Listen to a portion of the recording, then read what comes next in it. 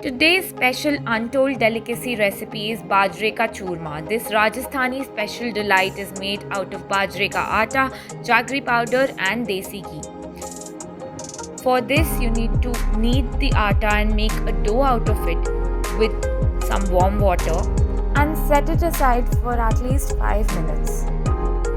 Once the dough is ready, make 4 to 5 chapatis out of it. It is easier to make it with hands and because the atta is very soft.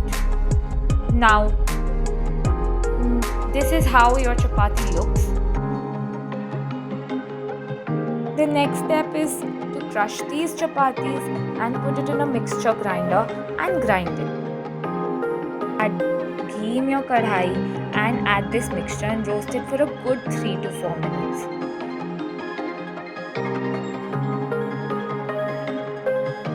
All you need to do is switch off your flame and add the jaggery powder. Mix it well so that it's blended in and there are no lumps. Perfect bajrekachurma is ready to serve hot to your date or to your family members, to your friends and loved ones. I've shared some links that you may need for this recipe. So click the link in the bio and you will be able to see all that is used for this one. Thank you and follow Untold Delicacy for more such recipes.